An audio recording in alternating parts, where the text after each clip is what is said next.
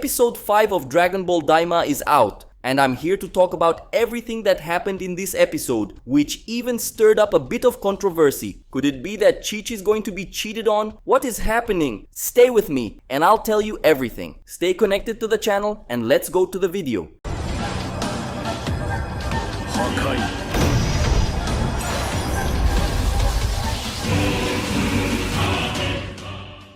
Episode 5 is titled Pansy. It starts with the mysterious girl who appeared to Goku and the others in the previous episode, marveling and curiously asking how Goku can be so strong even though he's just a kid. Goku responds that he's strong because he trained, but she doesn't quite understand. The girl then thanks Goku for saving her. She notices that Goku doesn't have pointy ears and asks what exactly he is. Goku says he's a Saiyan, and she asks what demon world he's from. Goku considers telling her the truth, but Glorio steps in and lies, saying he's from the second demon world. Shin changes the subject, complimenting the girl by saying she's very brave, but Goku ends up being blunt, saying that she messed things up. The girl gets annoyed, saying it happened because the bomb was damp. Glorio tells them to leave. The girl asks where they're going, and Goku forgets it's a secret and blurts out that they're going to the castle. She asks why they're going to King Kadan's castle. They don't respond and just walk away, but the girl follows them. Glorio tells her she can't come, and she complains that he's really annoying, but then she decides she can go on her own anyway. Back at the village, where Goku caused all that ruckus, the head of the police is very angry, asking who that kid was that took everyone down.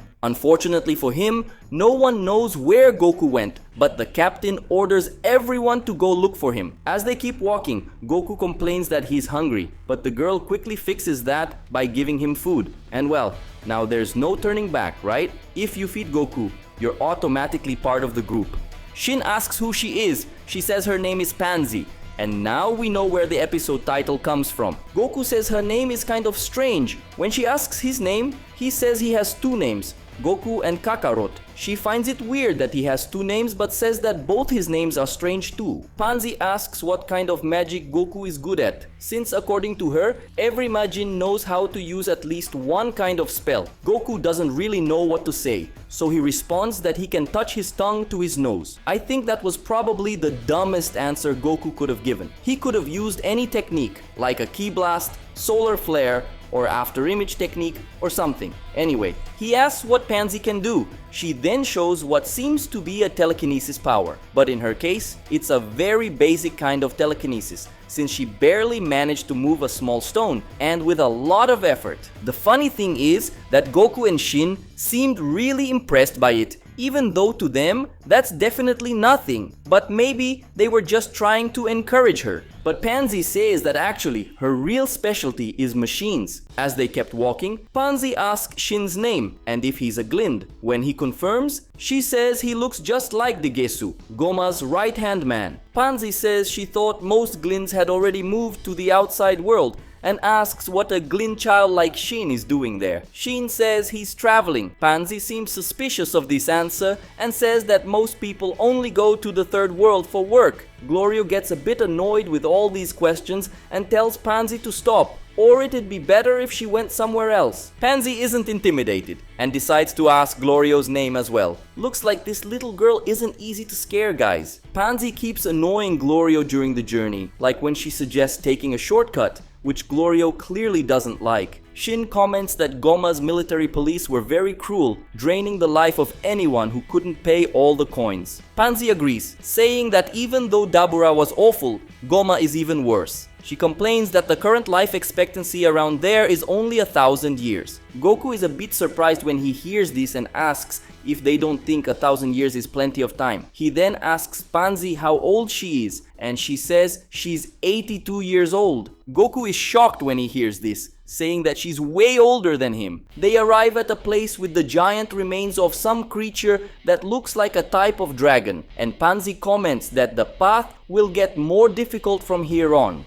After a bit more time, passing through some trickier areas, they finally see King Kadan's castle. Goku isn't very impressed by what he's seeing, but Pansy says that for the third world, it's actually quite impressive. Shin asks what the king is like. Glorio says he's like a mafia boss with no social graces. Pansy says that despite this, he's not a bad guy. She says he only robs and kills the bad guys. Glorio says they're going to hear what the king has to say and borrow a plane. Goku agrees, eager to go save Dende. And now, finally, after several episodes, we return to King Goma's castle. In the castle, baby Dende is listening to a story from a kind of nanny that Goma arranged for him. Goma comes into the room and orders the ogre nanny to put more emotion into the story she's reading to Dende. Apparently, Goma wants to treat him very well, since he intends for Dende to eventually make more Dragon Balls for them to use in the future. But this moment is very brief, because soon after, we return to Goku's team, who's reaching Castle Kadan, being greeted by some rather grumpy guards. Glorio tells Pansy to leave, but she wants to come along. Glorio doesn't insist, but he tells her she won't even get past the door. Glorio approaches the guards and reminds them who he is, and they relax. But the surprise comes when Pansy approaches, and we discover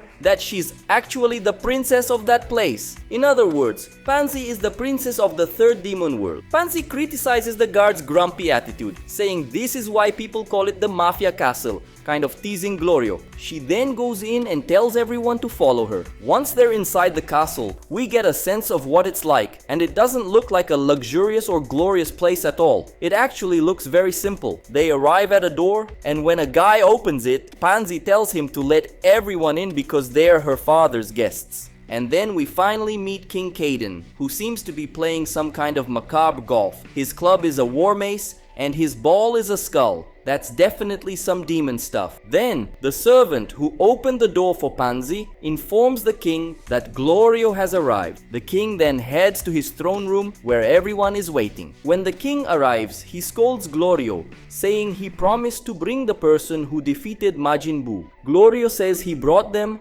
Goku and Shin, but the king gets very angry, saying they're just brats. Shin clarifies that actually, the truly powerful person there is Goku, and he's just accompanying him. Pansy confirms this, telling her father that Goku proved to be very strong when fighting the military police. The king thanks Goku when he finds out that he helped his daughter. Pansy asks if it was King Kadan who sent Glorio to find Goku, but he clarifies that actually, it was Glorio who claimed he could find someone from the outside world strong enough to defeat Goma.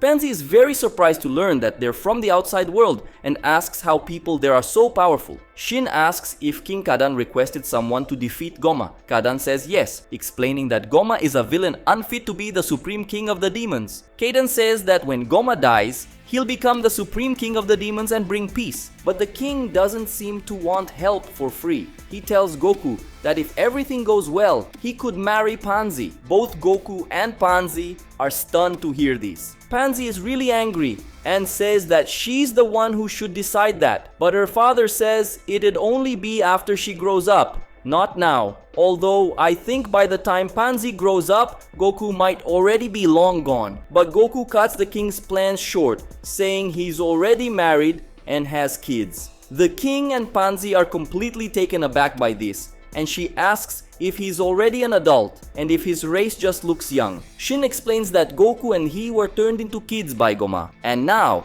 to return to normal, they need to rescue a Namekian friend of theirs who's imprisoned by Goma, or use the Demon Realm's Dragon Balls. The king can't believe this and asks if Goku really plans to fight the Tamagamis. Goku confirms and even says it'll be easy. Though shocked at first, the king thinks it over and concludes that if they really defeated Majin Buu, they might just be able to pull it off. Glorio cuts to the chase and asks the king for a plane, since his was stolen. The king agrees, but first, he asks to see a demonstration of Goku's power to check if he's really that strong. Goku agrees. The king gathers a bunch of warriors outside, all armed. He introduces Goku to them and says that whoever beats him will get a raise. Goku decides this'll be good training and even hands his power pole to Shin to train better, surprising the king and irritating the other guys who think he's being very arrogant. And, unsurprisingly, Goku completely wipes the floor with all these guys, easily dodging their attacks,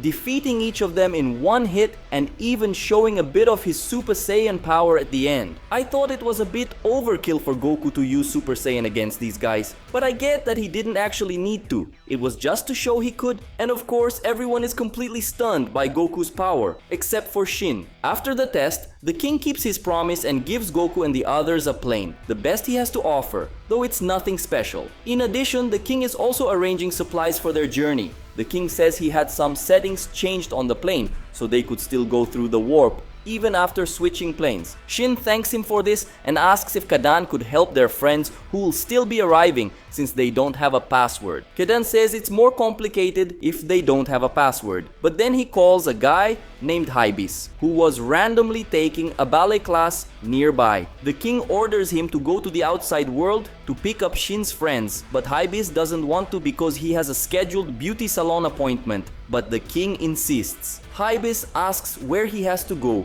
and after they give him a rough idea, he grabs a device that looks a lot like a dragon radar and a tablet. With this device, he quickly finds Kami's lookout. Hybis says he'll need a medium-sized plane because of the number of people, but only small ones are left. Kadan says he'll take care of it, and his solution is to send some servants to steal someone else's plane. He says it'll take a little while for them to return, but Goku says it's no problem since they can continue without them. At that moment, Pansy arrives with her things, telling her father she wants to see Goma defeated and that she might be needed for help with the plane. She could be useful as she's good with machines. The king is clearly hesitant to let her go, but Goku assures him that he can protect Pansy if things get rough. They even share a fist bump. King Kadan eventually agrees. When everything's ready for them to leave, Shin secretly approaches Goku and says he suspects Glorio is hiding something. He mentions that, at first, Glorio made it seem like King Kadan had sent him to find them of his own accord, but now they've learned that it was actually Glorio who approached the king. In other words, it seems like the mastermind behind this rebellion against Goma is actually Glorio, not the king. Although there's clearly something off about this, Goku doesn't seem too concerned, and soon Pansy interrupts their conversation, calling them to get going. So they board the ship and take off. Goku asks Glorio how long it will take to reach the Dragon Ball. Glorio says that with breaks, it will take about 4 days. But it looks like it might take a bit longer than that since the ship breaks down right at the beginning and crashes from the sky. That's how episode 5 of Dragon Ball DAIMA ends. And right after the credits, we get a small preview of the next episode, which will be called Lightning. We see Shin looking a bit weird as he stares at something. We also seem to have a fight between Glorio and Goku, and there's a huge bull-like demon in what appears to be a cave.